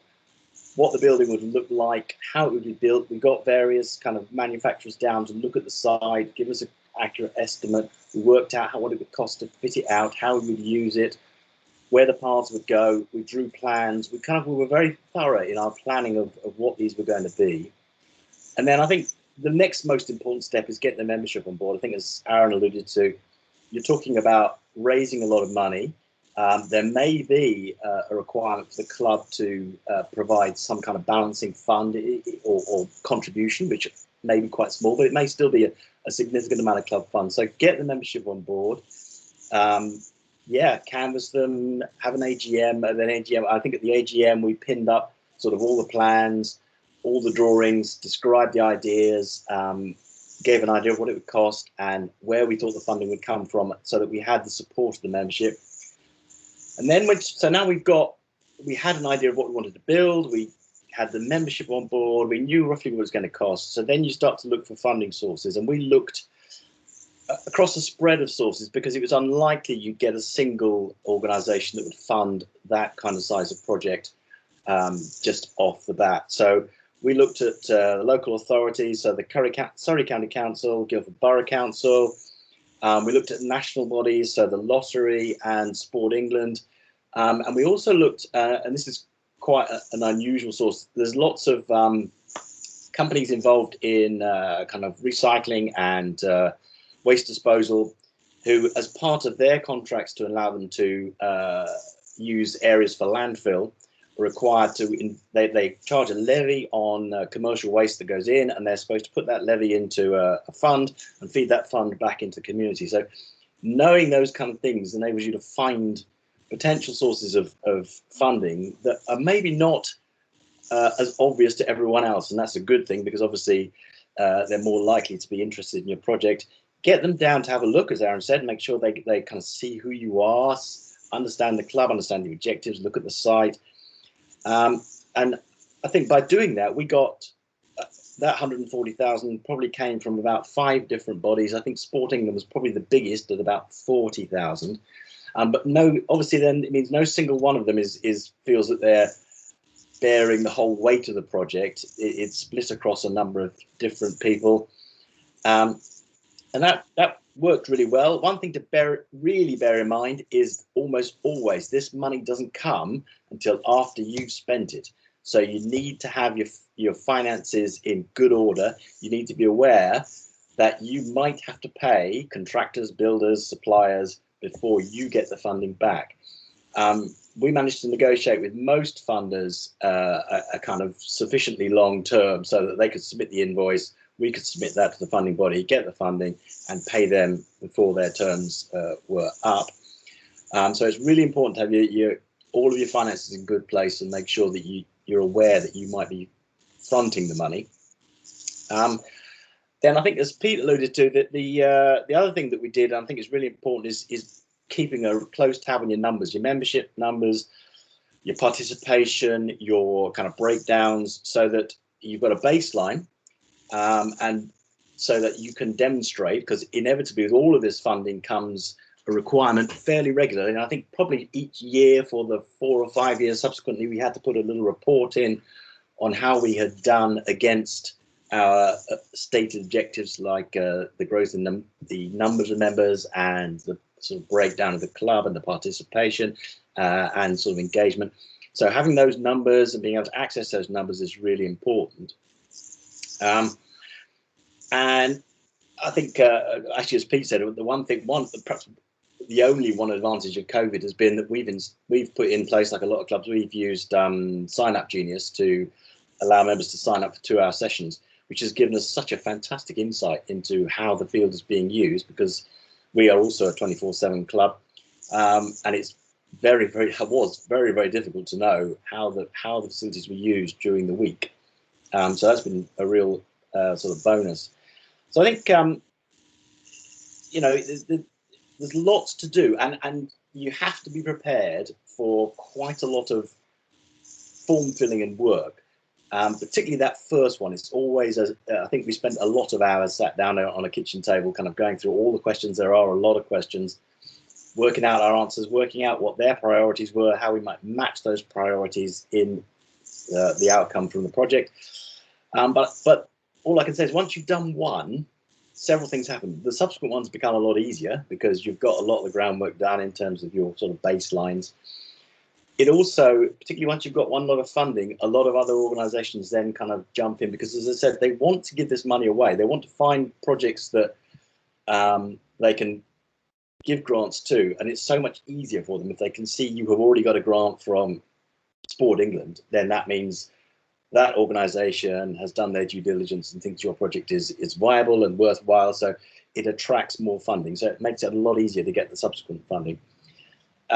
But there's some big questions you'll be asked. I'm pretty certain the first and foremost will be the length and type of your tenancy.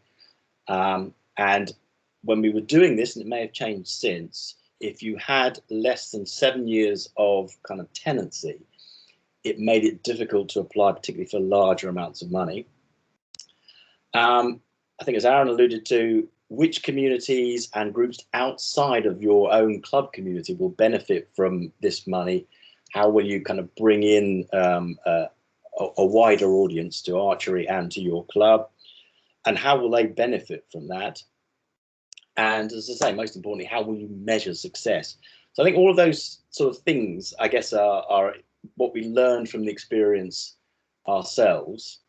And we're just about to embark on a new project, which we will be looking for, I think, if I remember rightly, about another £100,000, because having built the what we call the box, the kind of training and storage unit, it has about a 30 or 40 metre outdoor range in front of it, and we're sort of hoping to effectively cover that and turn it into I think, as Pete alluded to, effectively a sort of archery driving range is the idea, which will give members somewhere indoors to shoot at the club rather than us having to source local school facilities, which is very, very difficult.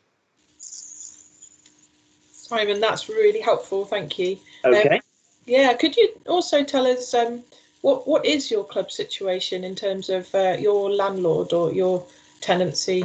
So, like I heard someone mention earlier, we've been extremely fortunate, and again, this is, as so often the case, through luck rather than sort of planning. We have a permanent 24/7 facility that is ours on, I think we've got about 90 years of lease with no rent. So we do have a very, very fortunate position for which we are eternally grateful.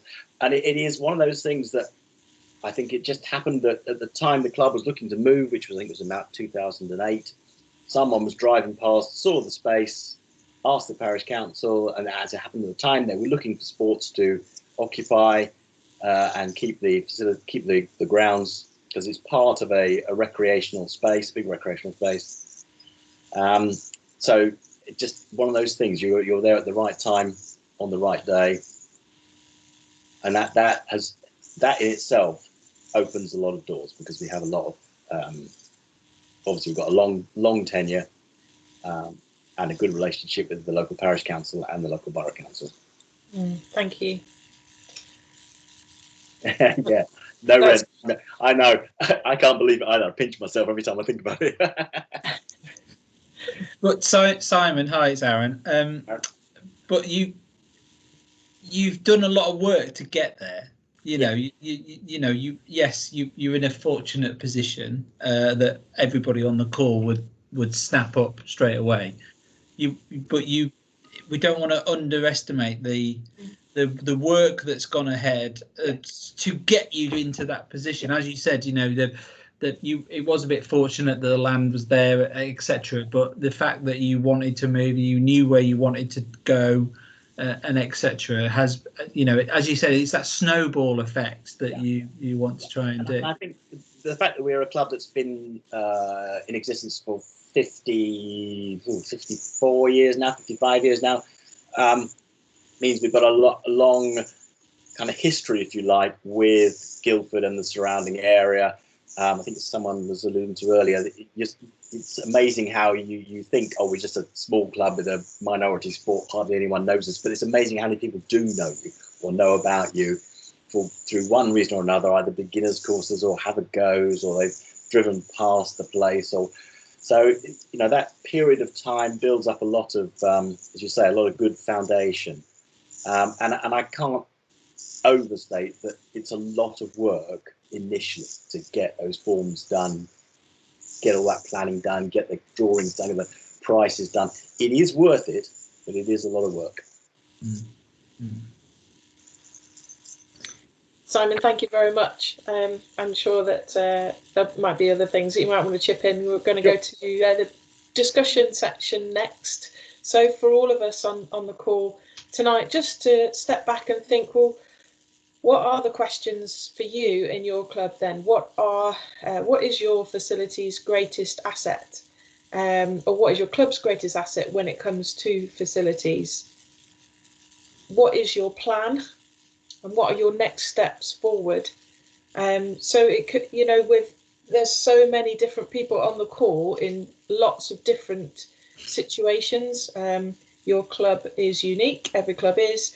You're at different stages. Your club is probably different age to the person next to you that on the call. That you're all going to have a different scenario, whether you're urban or rural or part of each. What your demographics are like. But each one of you needs to work out your next step for your club, really. So the question is, it's unique to you, but we wanted to encourage you to make sure that you've got those takeaways from this evening. It could be one or two things that you want to note down now, or 2 or 3 questions you want to ask your committee or others in the club that will drive your club forward to make an improvement or to make that change. It could be thinking about the evidence or the data. It could be about reaching into the community, making more partnerships. It could be about looking to express your need and to apply for funding. But what is your next step? So we're going to go into a discussion section now. So I'll come off sharing my screen, and feel free to use the chat box to raise a question or a comment, or you could come on microphone. If you raise your hand, we can bring you into the discussion. It might be why Simon's got too many guitars in the background. Guitar envy. Yeah, I think lots of people are moving to Guildford, so you might have a rise in membership soon, Simon. You'll be very welcome. Anyway, there's no such thing as too many guitars. It's a bit like bows. There's no such thing as too many bows. Yeah. The ideal number is always n+1, where n is the number you have at the moment.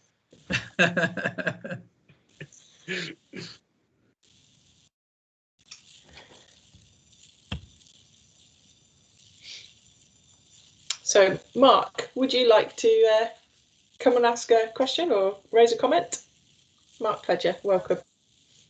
Hiya. Can you go back to the slide for the minimum range requirements for AGB? It mentions some distances, etc. It was a table. Ah, yes, the minimum standards. Yes. Yeah. Sorry, carry on. No, go for it. So obviously you say on the indoor it's 3 courts side by side or whatever, but on the outdoor you give a measurement so many meters by so many meters. Just trying to visualize how much space that actually is, because whenever you look at potential property, it's always like an acre or whatever. So I'm just trying to work out what would the actual requirement be in that type of terms. For outdoors? Yes. So are we looking at 4 acres? Are we looking at 1 acre for?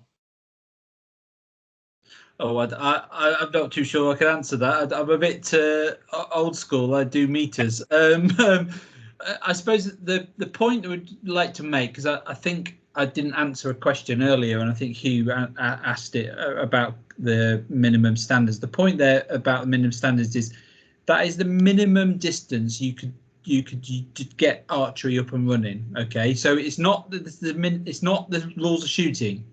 The rules of shooting say something else. So the rule, so in the back of the rules of shooting, there is obviously a map, a plan of how to lay out the range, etc.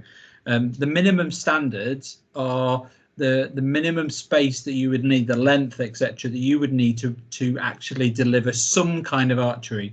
Maybe it might not be a world record status competition with compound shooting, etc., but it's the minimum size that you would need to deliver some kind of archery. Not everybody obviously will be shooting those really long distances, but we could come back to you on that, Mark, and just let you know, convert something into different area sizes, so you've got some kind of idea. Right, thanks a lot. Yep. Eddie, can I just? Oh, yeah. Sorry, it's Chris. Just to sort of chip in. Yeah. Where the football field that we found when we first went to see them, it isn't big enough. So a football field doesn't give you the outdoor shooting space that you need if you're going to shoot 70 and 90 meters. So if you think in terms of football fields, one football field, it's definitely wide enough, but length isn't. But they had some extra land, which they're going to turn into a junior pitch. So you're looking at a full-size football pitch and a junior pitch, which is our overshoot area. So it gives us 150 yards. But yes, if you plan to run a beginners course, for example, you could get away with a football field easily. Yeah. Thanks, Chris. That's great. Eddie, would you like to come on microphone? Hi, Eddie. It depends on the backdrop as well. I've got a question for Aaron, really, if you can answer it. Well, I've got a couple of things. But, we are quite fortunate on our land because we own our land, so that's not an issue. So we don't have tenancy or anything or lease. We're hoping to hold an event. We want to hire the land out. Would that have any effect on getting funding from, say, like Sport England, if we had an event on there? It's going to be probably music and a couple of stalls as well.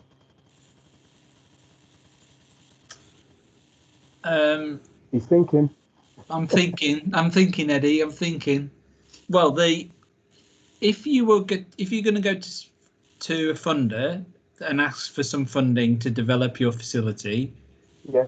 you would need some kind of tenancy or lease.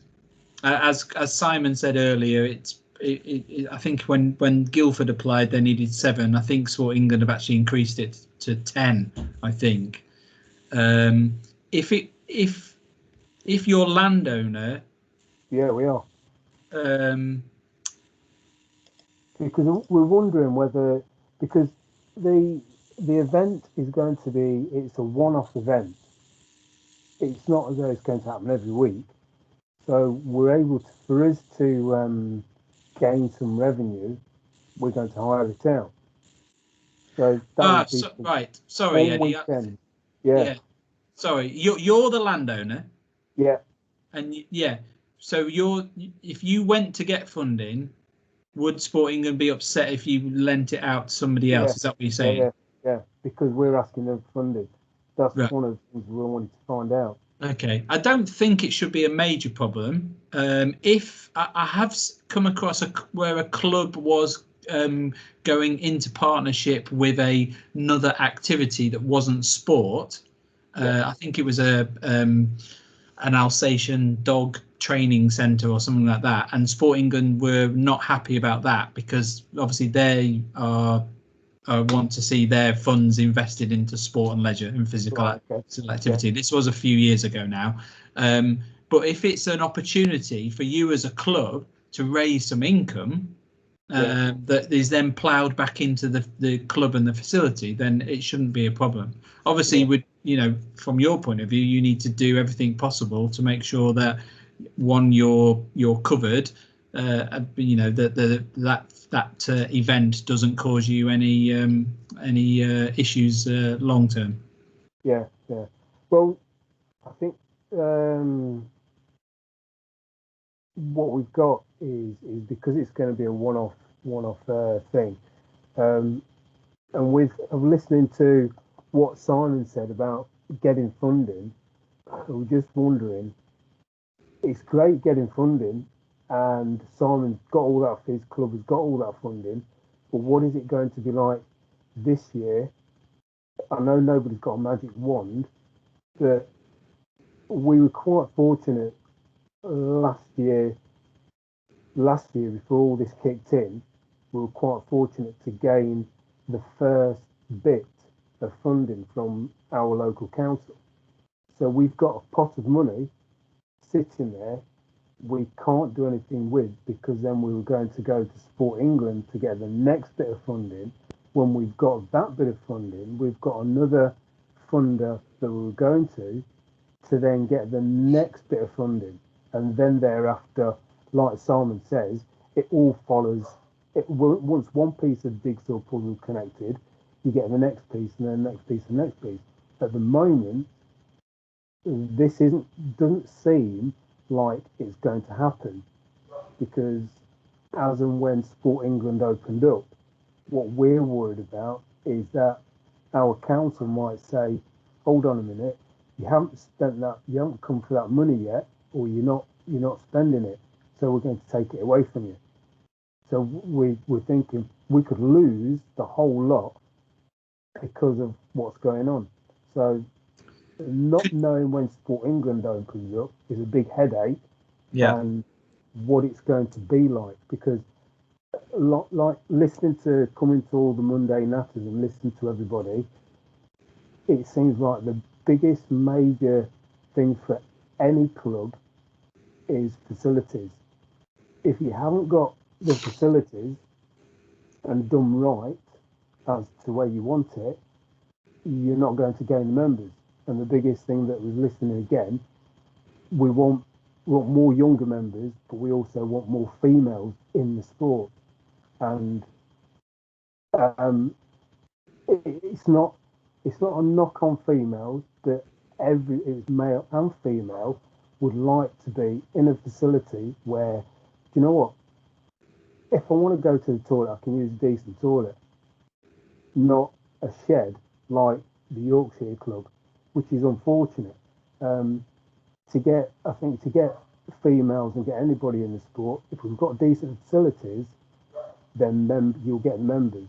Without that, that's not going to happen, and clubs will struggle. It'd be nice if we all have facilities like Guildford. That'd be brilliant.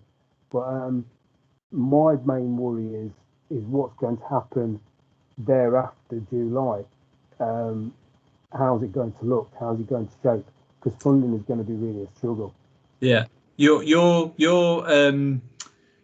envious of Simon and Guildford, but I can tell you right now that that Mandy's envious of you, and you know every club. So she knows what it's like. Yeah, no, absolutely. Every club's in a different situation. I think the facility. You're right. The facilities do provide everybody in this society that we live in now. Everybody wants everything 5 minutes ago, and they want a clean, spotless facility to be available to them, but they don't really think about who was the one that cleaned it or put the toilet roll in there and all things like that. So that's what we're up against as a sporting sector. But just going back to your comment about the funding, I think, is there an opportunity? Obviously, we might have to move on and go through some other people, Eddie. But no problem. Is there an opportunity to break your project into smaller pieces rather than just one massive project? So is there some work that could be done with the council funding, and then you go to the next one to say, right, okay, we've done the first part, can we move on to the next part? I think you're absolutely right. The funding situation at the moment is going to be very difficult for to achieve everything that people had planned prior to COVID. Simon makes a good point as well just there about, Sport England. When Simon and Guildford got the funding, Sport England were, here you go, here's £75,000. Look, he's rubbing his hands. But they have changed what they say now. Sport England say they want to be the funder of last resort. They want to be the funder that gets you over the line. At their funding comes in and says, right, we can, here you go, here's 30 grand, that gets you over the line, you can get your project finished. So I think we've got to try and help you look at other sources of funding as well as keeping Sport England ticking over. But if there's a way of breaking your project down, I think that might help.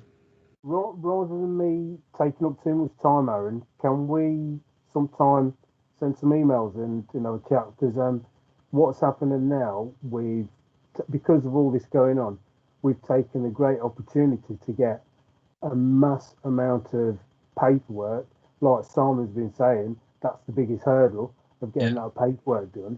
So there's a lot of things that we split up, statistics,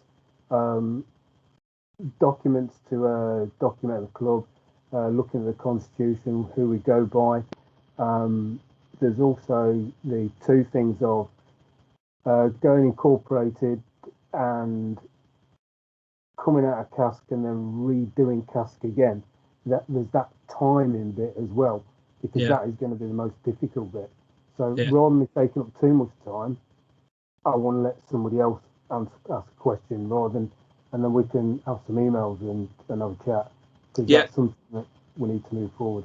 Get in touch with Helen and then we'll arrange something, and we can just have a three-way like this and just get something sorted. Because our secretary as well, he's been on most of these, so it's a shame he wasn't here tonight, but I can get him involved, so that's brilliant.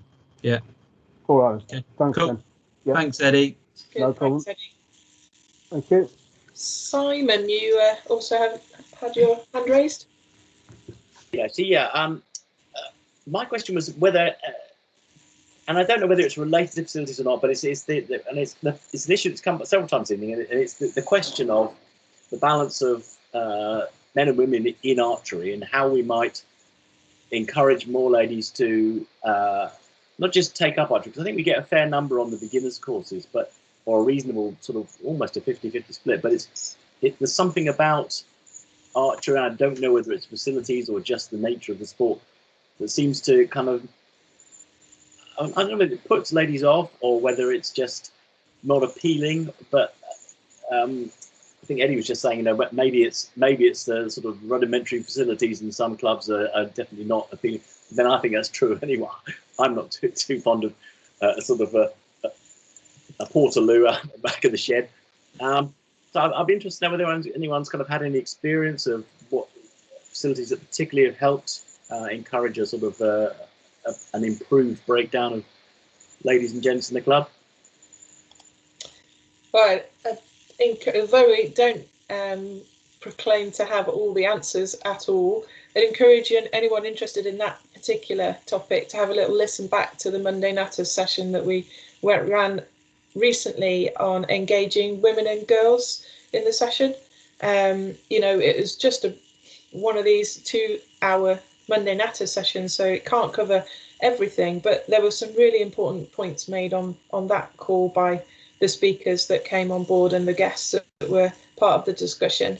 I really appreciated everyone's contributions about role modelling, about lots of different things. So yeah, but if anyone does want to respond to that in the chat, then please do go ahead and contribute to that. But do look up the previously recorded webinars on the Archery GB YouTube channel if you are interested in that.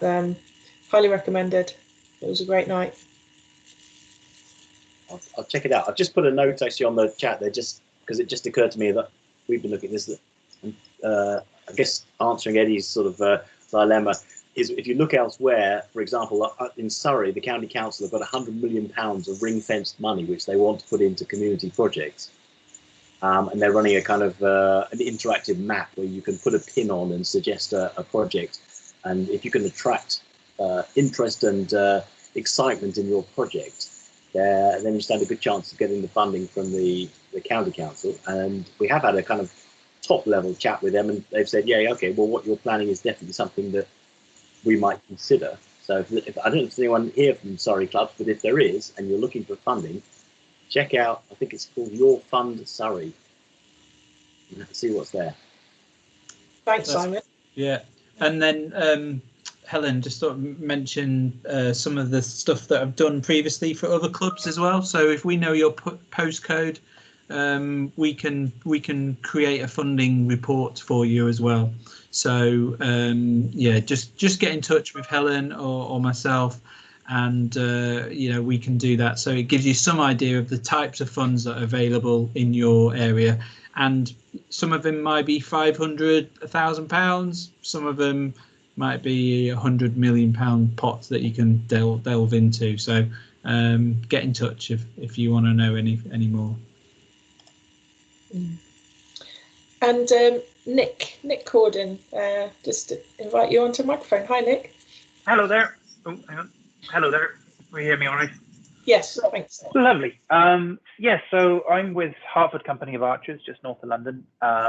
We have, for the last 45 years, had a really good relationship with a local college, and we've used their ground at various points. And then in the early 2000s, we were lucky enough that they had a piece of waste land that was, like, interestingly, was a former rifle range for the East India Company. But we were able to take that over and develop that into our site. Unfortunately, they have, in the last 6 months, said that in the next couple of years, they will want the land back for the college's purposes. So we're now in a position where we are hunting for land, as it were. So we're in the early stages. We've put together a steering group. Having listened to this evening, I'm definitely thinking our next meeting will be about creating a development plan. But we're kind of at this stage of advice for scouting out land is kind of what I'm looking for. Has anyone any advice that they can contribute to that? Obviously, we know it's a certain area, certain size. When Simon, for example, when you moved to your facilities, did you was there anything there already, or was it just a flat piece of barren land? And is that a good starting point, or do we want, should we be looking for some areas which might already have hard standing or parking facilities or anything like that? It's kind of the rough question for the group. Can I answer that, Helen? Yep, do. Yes, please do. The honest answer is land anywhere is a problem. I think we were just lucky that it happened, that it was a recreation ground that was in the process of being developed. They were building a village hall, and we were there just at the right moment. So you can't kind of plan for that. But I know from, I think, club near us at Woking, they had an issue with their field in the last couple of years and were looking like they might get kicked off and were having to kind of scout around. And they found actually going to the local authority and seeing if they had any land, and quite often they do have pockets of land. I think they even discovered a pocket of land that the county owned, which they weren't even aware of. So it's worth doing a bit of research, a bit of Google kind of kind of street view, and just sort of see if you can work out where there might be pockets of land, and particularly if they're council owned. That's a good place to go, because I think they're always looking for tenants. And we can work with kind of slightly odd spaces. We don't need anything that's sort of billiard smooth. There's a size obviously that we need to have, but we can be quite flexible as clubs. And generally, I mean, access is always an issue, but generally, we're not turning up with tons of equipment and needing a sort of huge amount of facilities. So definitely start with local authorities, I think. Thank you. If I could quickly jump in as well with a bit of an answer. So I'm Declan Ashworth. As you haven't met me, I'm down at Cleve Archers. So I mean, so long as you've got a long-term lease, and we were lucky enough to be able to purchase our new venue, but we literally started off with a field. It was determined for agricultural use. It wasn't flat. It has no utilities on it. And actually, because we have that security of tenure, we were able to get funding in through some of the things that we mentioned earlier, Sport England, some of the landfill projects, and we've been able to flatten the site. We've been able to add utilities. So don't try and limit yourself to a nice sort of pristine lawn to start off with. I mean, there's a lot of stuff you can do if you've got a long lease or you're lucky enough to purchase. Okay, that's good to know. I can take that to the group, because we've got some people we've got some very much in the we should be looking to purchase group, and we definitely want to get as long a lease as possible. We've been fortunate enough until now to have we had a 10-year lease to begin with, but then it moved on to a rolling contract. So, but thank you for all that. That's great. There's also the something called community asset transfer. I think it's just like Simon was alluding to. So like those councils have bits of land and facilities and things like that may be cheaper for them to give to other people to manage and run and develop and things like that. So it goes back to what we said before, Nick, at the start of the meeting around looking at who your potential connections are. Yeah. I suppose the disappointing thing is the address that you've got for your range starts with the butts. Yeah. So it's obviously there's a bit of history there that might be lost. The fact that this archery was on there for so long, but talking to your council might open up opportunities that you weren't necessarily aware of. Yeah, we're lucky enough to have 2 councillors in the club, so we can always approach them. Absolutely. That's why having an MP who's the chair of the All Parliamentary Group for Sport is good to have in my club as well. Very useful. Thank you. I think Chris Noble, did you have your hand raised? Yes.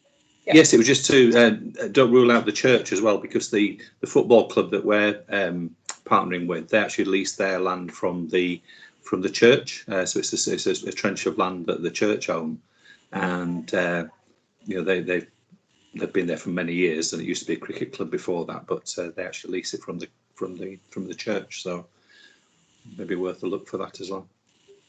That's good. And from talking with you, Chris, and I think a little bit about Chris Ord's situation as well, when he talked to us about Phoenix Community Archery Club, your contacts were really important, the people that you have within your club.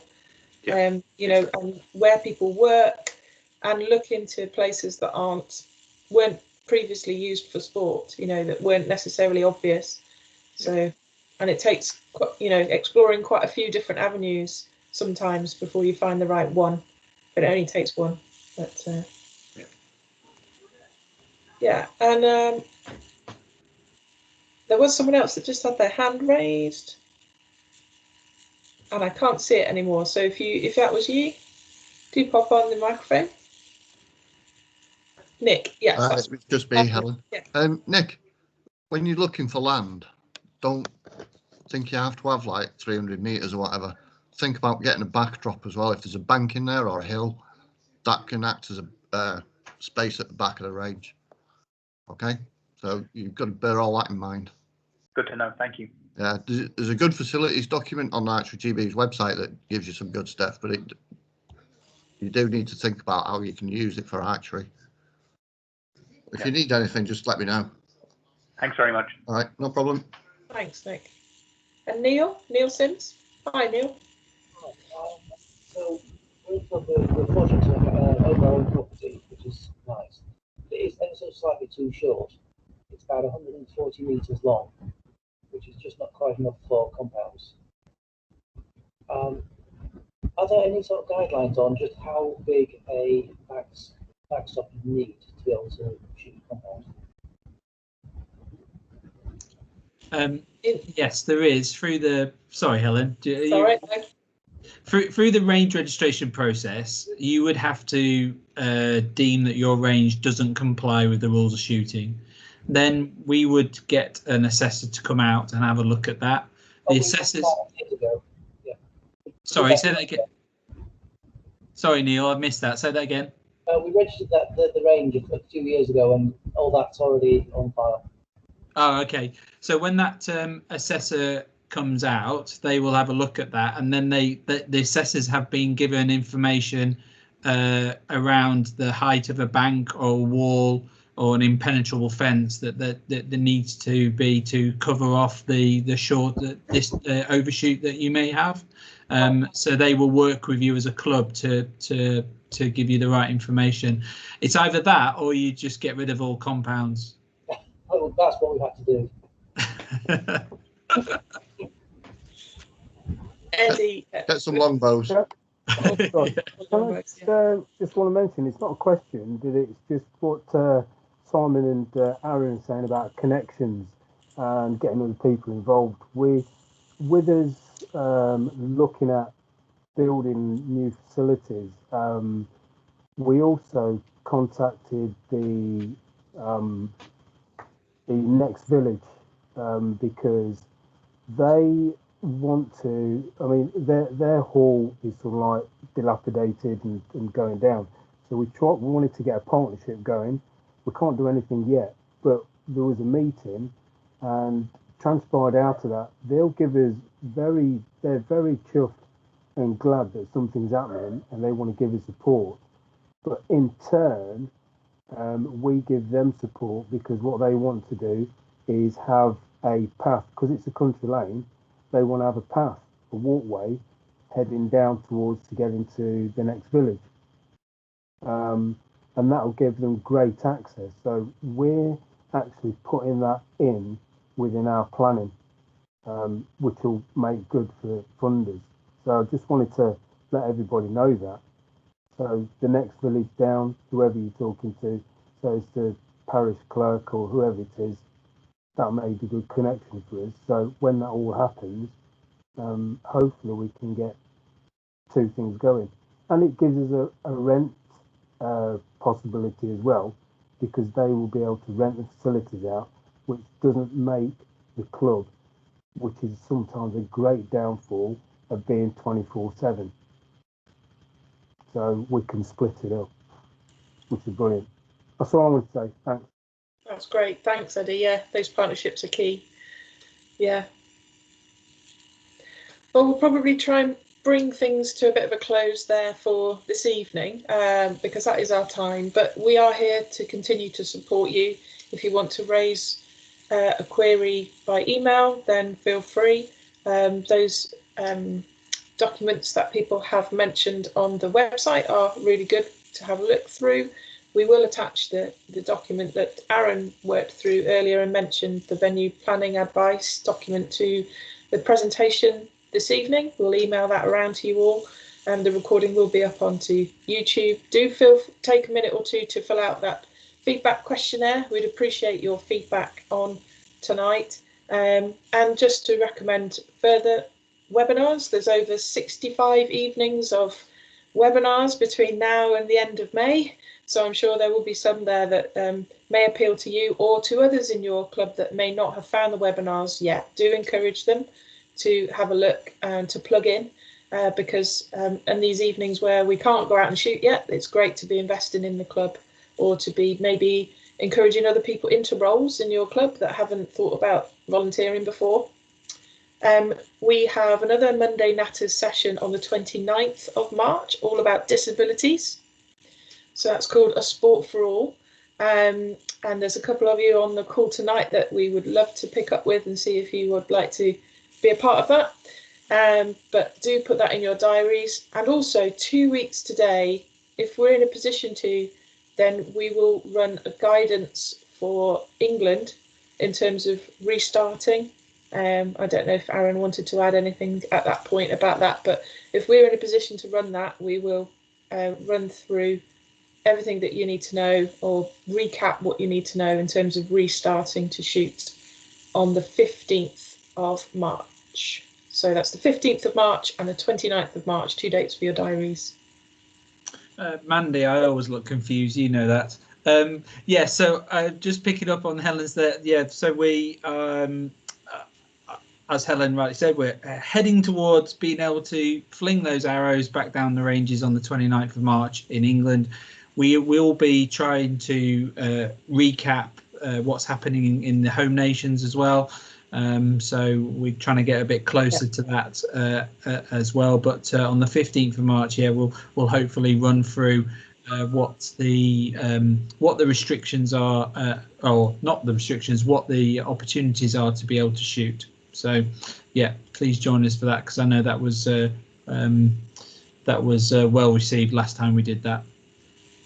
Yeah. So I'll just put that up on screen. So just thank you again for all our guests this evening who have contributed. Thank you to all those who have contributed in the discussion. Pop us an email if we haven't covered over your question that you wanted to raise. But other than that, we'll say good evening. Thanks very much, everybody. Take care.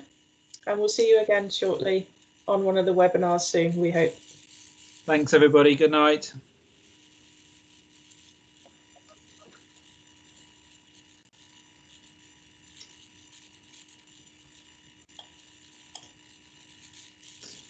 Thanks, Helen. Well done. Thank you. That's good. I'll see you tomorrow. Okay, see you then. See you later. Bye. Bye.